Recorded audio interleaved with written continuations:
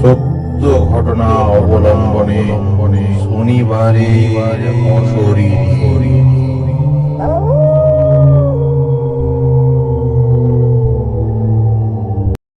নমস্কার বন্ধুরা, আমি দীপ আর আপনারা শুনছেন সত্য ঘটনা অবলম্বনে শনিবারের অশরীরী।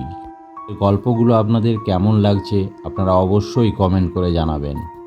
এদের সাপোর্ট পেলে আমাদের অশরীরী পরিবার আরও বড় হবে, আরও নতুন নতুন ঘটনা নিয়ে আপনাদের সামনে আসতে পারবো। আমরা চাই আপনারা সবসময় আমাদের পাশে থাকুন এবং আমাদেরকে উৎসাহ দিয়ে যান, যাতে আমাদের অশরীরী পরিবারকে আমরা আরও বড় করতে পারি। চাইলে আমাদেরকে ঘটনা পাঠাতে পারেন। আমাদের ঘটনা পাঠানোর ঠিকানা শনিবারের অশরীরী @gmail.com অথবা আমাদের ফেসবুক পেজ শনিবারের অশরীরীতে ইনবক্সেও পাঠাতে পারেন। আমাদের ষষ্ঠ এপিসোডে আপনাদের জন্য আমরা নিয়ে এসেছি দুটি ঘটনা, যে দুটি ঘটনা আমার মামাবাড়িতে ঘটেছিল এবং সেই ঘটনাগুলোই আজকে আপনাদের সামনে আমি তুলে ধরব। তার আগে বলে রাখি যে আমাদেরকে অনেকেই কমেন্ট করে আমাদের ঘটনা সম্পর্কে বলেছে। তো যারা আমাদেরকে কমেন্ট করছে তাদেরকে অসংখ্য ধন্যবাদ, এবং যারা আমাদের ঘটনাগুলো শুনছেন তাদেরকেও অসংখ্য ধন্যবাদ। আমরা চাই আপনারা এইভাবেই আমাদের সঙ্গে থাকুন, আমাদেরকে সাপোর্ট করুন, যাতে আমরা আরও এগিয়ে যেতে পারি। তো চলুন শুনে নেওয়া যাক আজকের দুটি ঘটনা। সত্য ঘটনা অবলম্বনে শনিবারে অশরীরী।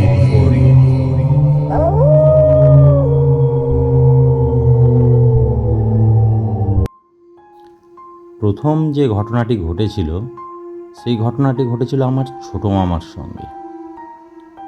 আমি প্রথম এপিসোডে আমার মাসির সঙ্গে ঘটে যাওয়া একটি ঘটনা আপনাদের বলেছিলাম। সেখানে আমার মামাবাড়ি কেমন জায়গায় সেটাও বলেছিলাম। আমার মামাবাড়ি একটি প্রত্যন্ত গ্রামাঞ্চলে, যেখানে চারিদিকে বিস্তীর্ণ চাষের ক্ষেত আর মাঝে মাঝে ছোট ছোট গ্রাম। এখন যে ঘটনাটি আপনাদের বলবো সেটা আমি আমার দিদিমার কাছ থেকে শুনেছিলাম, যেটি ঘটেছিল আমার ছোটো মামা ও তার দুই বন্ধুর সঙ্গে। ঘটনাটি যখন ঘটেছিল তখন আমার মামা 15-16 বছরের যুবক। আমি প্রথম এপিসোডে বলেছিলাম যে আমার মামাবাড়িতে যাত্রাপালার খুব প্রচলন ছিল। গ্রামের মানুষ যাত্রাপালা দেখতে খুব পছন্দ করত। এরকমই একদিন আমার মামা ও তার দুই বন্ধু গিয়েছিল যাত্রা দেখতে পাশের গ্রামে।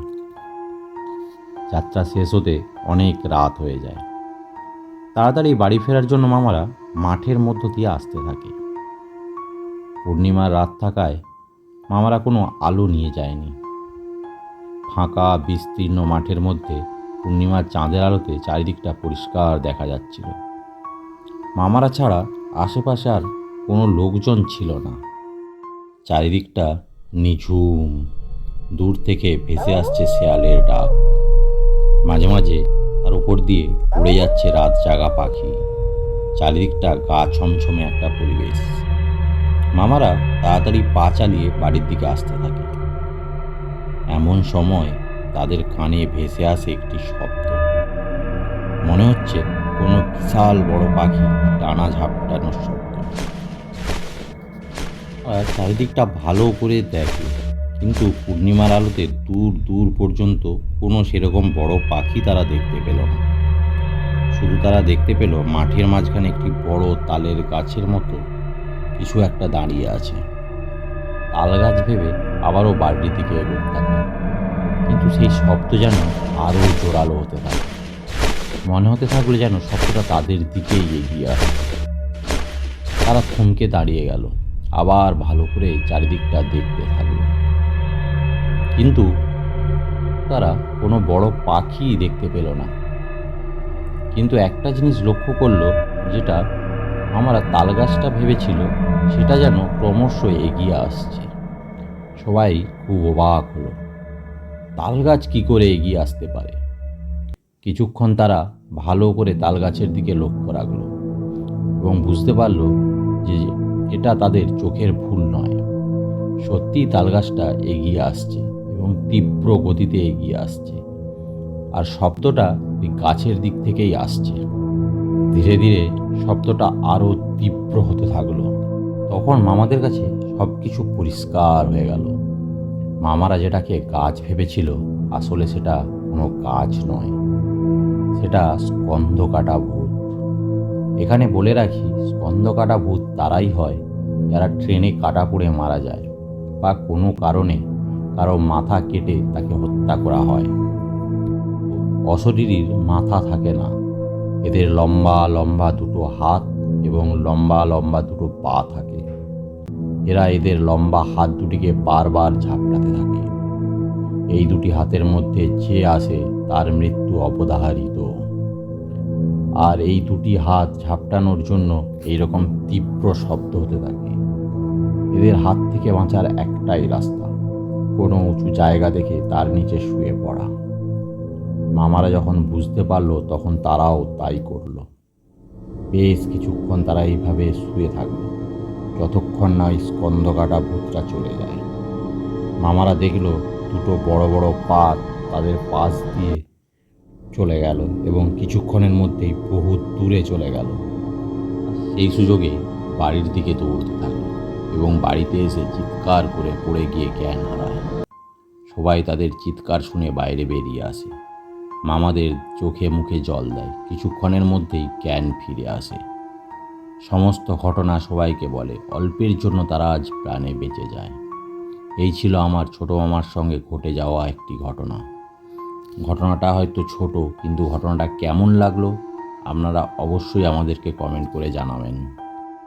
আসলে এই স্কন্ধকাটা ভূতের অনেক গল্প আমরাও শুনেছি, অনেক ঘটনা আমরাও পড়েছি, কিন্তু কোনোদিন আমি স্বচক্ষে এটা দেখিনি।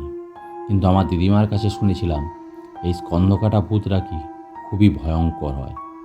এরা দেখতেও যেমন হয়, সেরকম বীভৎস এদের চেহারা হয়। যাই হোক, আজকের ঘটনাটা কেমন লাগলো আপনারা অবশ্যই কমেন্ট করে জানাবেন। আর আপনারা যদি আমাদেরকে ঘটনা পাঠাতে চান, তাহলে আমাদের ঘটনা পাঠানোর ঠিকানা শনিবারের অশরীরী@gmail.com বা আমাদের ফেসবুক পেজ শনিবারের অশরীরী ইনবক্সেও আপনারা পাঠাতে পারেন।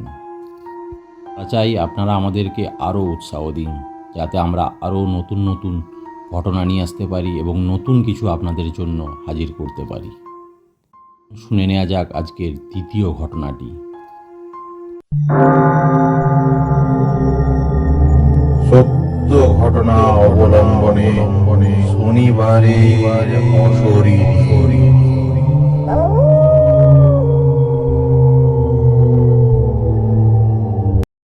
আজকের দ্বিতীয় ঘটনাটি ঘটেছিল আমার মাসির ছেলের সঙ্গে। ঘটনাটি আমি আমার মাসির কাছ থেকে শুনেছি। ঘটনাটি যখন ঘটে তখন আমার দাদা, মানে আমার মাসির ছেলের বয়স 17-18 বছর হবে, মানে প্রায় আজ থেকে 20-22 বছর আগের ঘটনা। আমার মাসি বাড়িও মামাবাড়ির মতোই প্রত্যন্ত গ্রামে। আমার মাসি বাড়ির পাশ দিয়েও বয়ে গেছে কংসাবতী নদী। সময়টা ছিল বর্ষাকাল, চারিদিক জলে ভর্তি। বর্ষার সময় কংসাবতীতে মাসি বাড়ির গ্রামের লোক মাছ ধরতে যেত। এই সময় নদীতে খুব মাছ পড়ত। আমার দাদাও যেত মাছ ধরতে। সেই দিন সকাল থেকেই প্রবল বৃষ্টি হচ্ছিল আর নদীতে মাছও খুব পড়ছিল। দাদাও অনেক মাছ ধরেছিল সেদিন। মাছ ধরতে ধরতে কখন সন্ধে হয়ে যায় দাদা বুঝতেই পারেনি। মাছ ধরার জাল নিয়ে যাওয়ার জন্য দাদা একটা সাইকেল নিয়ে যেত। সন্ধে হয়ে যাওয়ার জন্য দাদা তাড়াতাড়ি করে জাল এবং মাছগুলো সাইকেলের মধ্যে নিয়ে বাড়ি ফিরছিল। এই সাইকেল চালাতে চালাতে সে খেয়াল করলো তার সঙ্গে সঙ্গে যেন কেউ ছুটে চলেছে। এখানে একটা জিনিস বলে রাখি, তা দিয়ে বাড়ি ফিরত তার দুই দিকে ছিল ধানের ক্ষেত, যা বৃষ্টির জলে ভরে থই থই করছিল। সেই জলের ওপর দিয়ে যে যদি কেউ ছুটে চলে যেমন শব্দ হয়, দাদা ঠিক সেই রকমই শব্দ পাচ্ছিল। কেউ যেন তার সঙ্গে সঙ্গেই জলের ওপর দিয়ে ছুটে চলেছে। ঘুটঘুটে অন্ধকার ছিল। সেই অন্ধকারের মধ্যে দাদা স্পষ্টভাবে কিছু দেখতে না পেলেও আশেপাশে তাকিয়ে দেখল, কিন্তু কাউকেই দেখতে পেল না। কিন্তু শব্দটা তার কানে ভেসে আসছে ক্রমশ। দাদা বুঝতে পারল যে এটা কোনো মানুষ নয়, নিশ্চয়ই কোনো অশরীরী মাছ ছিল। তাই দাদা সাইকেল না থামিয়ে যত তাড়াতাড়ি সম্ভব বাড়ি চলে আসে। বাড়ি এসে মাসিকে সব জানায়। মাসি মাছগুলোকে ঝাঁটা এবং আগুন স্পর্শ করে ঘরে নিয়ে যায়। এরপর মাসি মাছগুলোকে বেছে এবং ধুয়ে নিয়ে ভাজার জন্য রান্নাঘরে নিয়ে যায়। মাসিদের রান্নাঘরটা ছিল ঘর থেকে একটু দূরে। পাশে ছিল একটি শ্যাওড়া গাছ। যখন মাছগুলো ভাজা করছিল তখন হঠাৎই মাসির মনে হলো পাশের শ্যাওড়া গাছে যেন কেউ বসে আছে। তখন রান্নাঘরগুলো ছিল বাঁশের বেড়ার তৈরি। সেই বেড়ার ফাঁক দিয়ে মাসি দেখতে পেল কেউ যেন একটা পা ঝুলিয়ে শ্যাওড়া গাছে বসে আছে।